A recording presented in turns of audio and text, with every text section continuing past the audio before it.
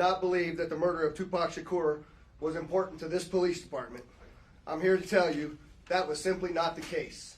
It was not the case back then, and it is not the case today. Our goal at LVMPD has always been to hold those accountable and responsible for Tupac's violent murder accountable. Just like we do for every homicide victim in our city. Every single victim, every life that is lost is important and remains a priority to this police department. As we methodically built this case to move forward with an arrest, it was also important that at the same time we're building towards a successful prosecution. We work closely with our esteemed District Attorney Steve Wolfson in his office to ensure that is going to happen.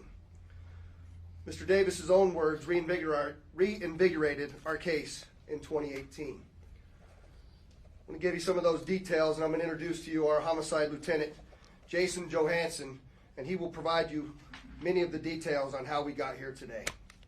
Lieutenant. Thank you, Sheriff, and thank you everybody for being here today. My name is Jason Johansson, and I'm the homicide lieutenant with the Las Vegas Metropolitan Police Department. And my goal here today is to walk you through our investigation and what led us to the indictment of Dwayne Davis, also known as Keefy D, for the murder of Tupac Shakur. This case has been reviewed by our homicide team and homicide detectives for over 2.5 decades. And ultimately, our persistence in this investigation has paid off. Let me walk you through a timeline of events that as we know them right now. Prior to September 7th of 1996, as we all know, Tupac Shakur was an artist who was signed with Death Row Records. And that Death Row Records and its CEO, Marion Suge Knight, were closely affiliated with the Mob Piru criminal street gangs, and that they had an ongoing feud with the Southside Compton Crips. Dwayne Davis was the leader and shot caller of the Southside Compton Crips. And both of these gangs operated out of the Southern California area of Compton. On the night of September 7th of 1996, Tupac Shakur, along with Suge Knight and members of their entourage, which include members of Mob Piru, came to Vegas to attend the Mike Tyson fight at the MGM Grand Garden Arena. Members of the Southside Compton Crips, which included Dwayne Davis, along with his nephew Orlando Anderson, were also in attendance at the same event.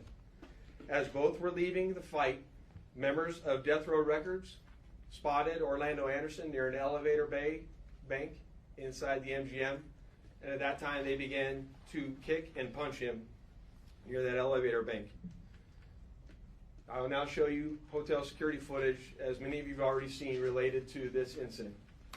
And on this incident, you will see Tupac Shakur, who's wearing a shiny satiny shirt, along with Marion Suge Knight, who's a large man in a brown suit, punching and kicking Orlando Anderson. Following this incident, you'll see hotel security intervene, and then they will leave the area of the fight.